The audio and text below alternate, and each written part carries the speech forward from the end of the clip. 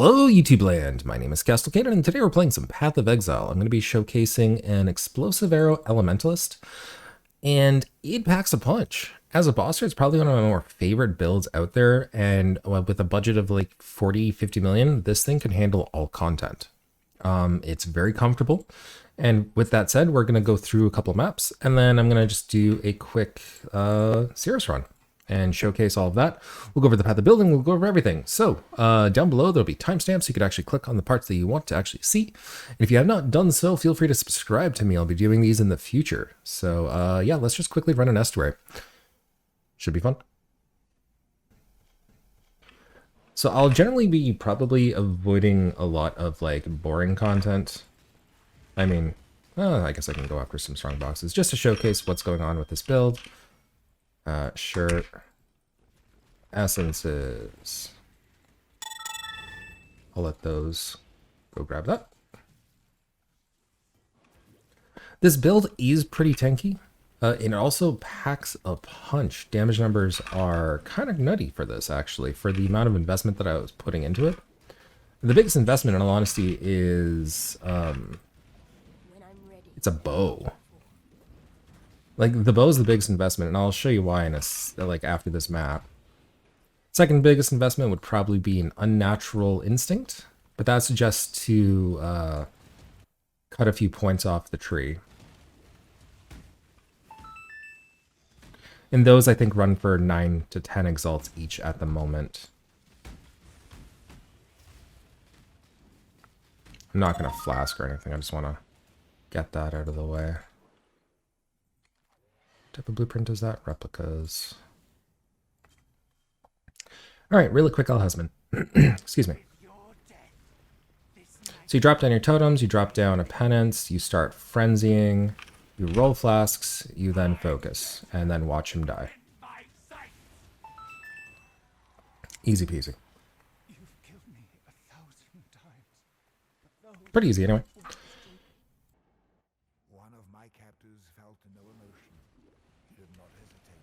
Overall, I'd say this is probably one of my more favorite builds. The biggest issue that it has probably are bleeds and one-shots if you're not paying attention. Certain things can kill, but beyond that, this thing is pretty decent on a 40-50 exalt budget. If that, and again, the biggest things are the bow and unnatural instinct. Unnatural instinct is, I'd say, 10 exalts, maybe 9 exalts right now. This isn't even like the best damaging version of this. We could actually push even more damage, but I figured I'd go for somewhere of an in-between to have like a little bit more of a comfort pick than anything else.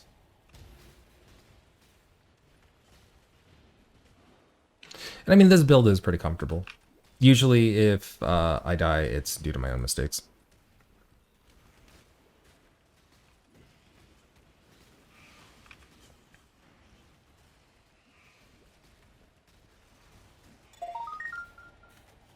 I mean, this build has been probably laid to death right now in this league, but again, it got buffed. It works again. It's fantastic.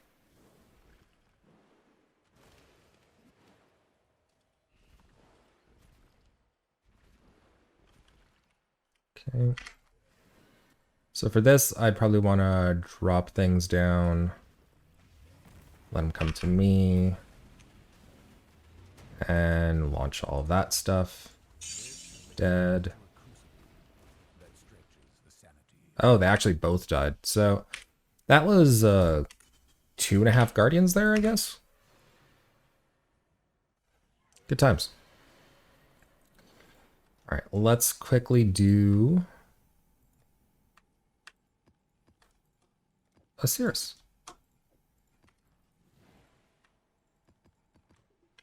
Now, Sirus, I'm not the best at. I have a tendency to walk into Bloodstorms. I have a tendency to not pay attention during the spindle move. That's an issue with me, not necessarily as build. So if it does die, my apologies. But afterwards, we'll go into the path of building. We'll go into the Atlas tree. We'll go into my passive tree. We'll go into all that fun stuff. Equipment choices and why I chose certain things. and why I needed a certain type of attack speed, so this focuses on all of that. I know I'm not fighting him here, I'm just kind of waiting. I wish we could skip this. The suffering of my fellow citizens will finally stir. Excuse me. Hiccup.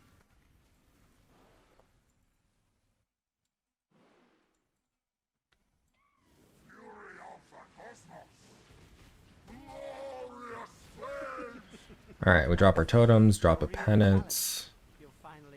Kind of stay away from him.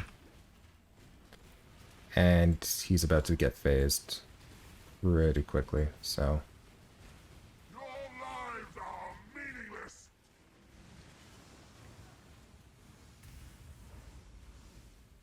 Obliteration. Why resist? Why resist? Fury of the Oops. cosmos. Creation itself. Obliteration. Alright. Others found strength in their projections. They became reliant on them. I am not Oops. foolish. See, that was my fault for going into that blood bit. Why run? What's the point? Phased. I didn't even focus there, I probably should have. Resist. Basically with the focus, it adds a ton of damage. My ignites last longer. Plus they burn faster. Really interesting enough to warrant all this pain. Die. Yeah. Why run? What's the point? And this is the phase that's always annoying, but it is what it is. Pointless. Just gonna go up here for a little bit and chill. Glorious flames. Creation itself. There we go. Death, my heart races. I am alive.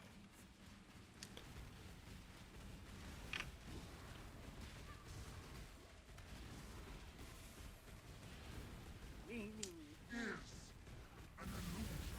This is doomed. Everlasting fire. Bye. That's pretty much it. Not really much else to it.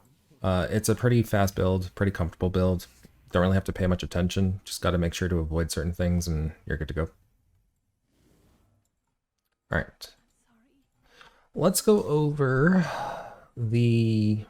Well, okay. I'll go over my Atlas passives and show you what I did in order to get enough currency for this. And, I don't play that often, but I do play maybe a couple of hours a day or whatever. We're at 186. We have a full set of this. I'm one challenge away from finishing. That's actually pretty good for me. I usually stop at like 36.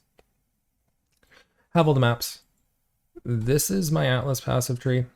I will say that this has changed a little bit. I'm now focusing a little bit more on bossing. Oh, I forgot to actually unspec and spec into that. That's okay though. Again, this is just for the purposes of this. So what I would do for that to get these would probably get rid of expeditions and fill up the Conqueror set. I've been focusing on Eater of Worlds, but when I get bored of it, I do switch over to Searing. For mapping purposes, if I were to just know that I was going to do like 100 maps or 150 maps or whatever, I would also grab Legion nodes. So we'd go down to War, we'd then go up to Emblematic, we'd go down here, grab those two. Done. I do like farming Expedition for the currency. It sells really well. Harbingers all the way. I think I actually got... Actually, this league I only got one mirror shard from it, but it's fine. It's still a decent amount of currency nonetheless. And just recently I switched over to Essences, even though before it was Delirium. So let's switch over to the Path of Building so I can show you all of my stuff. All right, so this is the Atlas tree, level 98. Now, if you wanted to push out even more damage, because right now you're at the 20 million ignite, what you can do is drop this passive, this life passive, which still you're at 4,400 basically, and then grab these extra 2 nodes for an extra 5 or 6%. But realistically, I didn't think that was necessary. So we have that. And if you did want to feel even tankier, what you can do is you can get rid of these and go for Bastion of Elements. So you have, well, the Primal Aegis. So it doesn't drop your damage too much, and still that's a respectable amount of damage. Now, a couple things to note. My hit chance is not 100%. I'm currently working on that. But 95% chance is still 95% chance. It's still pretty dang good. My attack speed, you want this at 2.5. This technically is, but Path of Building does not calculate this. This puts it at 2.49. And then my boots has increased action speed. So overall, this is pretty dang good. So a couple things to note. You are doing Elemental Overload, which is good. You are also doing Elemental Equilibrium. You are attacking with Cold because we are wearing, we are wearing a Blizzard helmet or Blizzard crown. Let's go into some of the things that we're using defensively. And again, if you want to even be more defensive, what you can do, again, this is 5 off color, by the way. This is a pain in the butt. But with Harvest, it wasn't horrible. It just cost an extra couple of exalts. What you'd want to do, though, if you want to be more defensive, you could drop that. You're still at over 15 per ignite. And then grab yourself even a Vol Grace, in all honesty. And that is a big difference to your overall health. But I decided to opt for more damage just because, again, I'm mostly doing this as a bosser and also map with it too, but I just haven't needed it. I'm at level 98. I'm comfortable where I am. I'm good. So anyway, Frenzy charges to get, Frenzy. Culling Strike, everything is life tapped. Penance Brand for, again, the lightning, plus also combustion on that. Again, everything is life tapped. I put increased duration because I was hoping to keep the brand on for longer, so we wouldn't have to worry about refreshing all the time. Explosive Arrow, here's the setup for it. And if you wanted to do more mapping and not really care about doing things like Sirus or anything like that, what I would recommend, and I know this is a big drop down, but at this point, it doesn't necessarily matter. Ignite Prolif, you're at, again, 15 again. And what this will allow you to do is, again, it ignites spread to other enemies within a radius. So if you have a giant pack, whether it's a Harpy pack, whether it's a Beyond pack, or like, not Beyond pack, but whether it's like just any type of pack, it spreads the ignites through. So that's actually kind of nice. It's why, if you didn't notice, hold on. Sorry about that. It's why, if you didn't notice, this is a white socket because I do have Ignite Prolif here. It's not even fully leveled yet, but it is what it is. It works. You could try corrupting this. Getting the 4 off colors for me was enough of a hassle. I didn't want to bother with it. I opted for Determination just so I can squeeze in, I think, a Defiance banner and then bump up Precision. This is as high as I will go because I only have like 1 mana point left.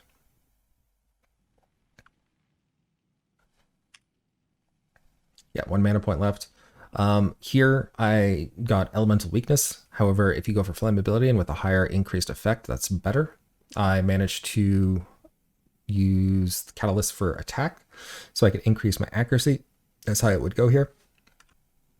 I opted for this just because it's, again, Ignite to inflict attack, deal 35% faster. Fantastic. Alternatively, I can get a Headhunter here and feel much better mapping. That's not out of the question. I decided to go for Spell Suppression. Spell Suppression is almost capped, to my knowledge. Where is that? Could probably go back to Path of Building to find that. Spell Suppression, Prevention. That's not right. Well, let's go back to Path of Building for a second. Because 30% is just for, I was going to say it's 97%. 37 or 30% is just from the body armor. So there's that. Overall, it is a ton of damage and a pretty fun build to play. not a lot of buttoning. Piano flasking is the biggest weakness, I'd say. And here, what you can do is try to get the nearby minus fire. I tried, but I was pretty happy with the 121 life per second plus 100 life on it that I decided to just stay there. And the focus, that's kind of important to have. It adds quite a bit of damage. In the long run, basically you can just kind of tap it and then walk away. So it's very comfortable for both mapping and bossing. Like, you don't even have to be there. It'll just ignite. Overall, that's actually about it. The build is really strong. And again, if I wanted to push out extra damage, I can go for that, drop that, and go for that, which would allow me to get at least a minimum of 15%, but because I do have some lightning damage, it would probably be a little bit higher than that. And there's even more damage that you can squeeze into the tree. I don't even have what is it? The Dying Sun. I don't have Bottled Faith. I don't have a couple of extra things here. I still need to get hit chance. Like, this build can go crazy. And as long as you go above 2.5 attack rate, you can get all 20 fuses onto a unique, which is fantastic, by the way. And that's all I kind of want to mention about this. This is just a really quick build. I haven't done one in a while. Figured I would. It's a good farmer. It's a fantastic bosser. Literally one of my favorites. Again, the biggest price tag would be this bow. Getting a white socket on it onto the green-blue switch was annoying, but I did it.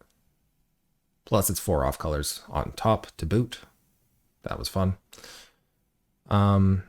So it's a synthesized item, which means I got 6% attack speed on it, and then I crafted the rest of it. Now, the only one that's not needed there is the global critical strike multiplier, but I wanted to go for something quick, and this is what I ended up with. You can definitely get better bows.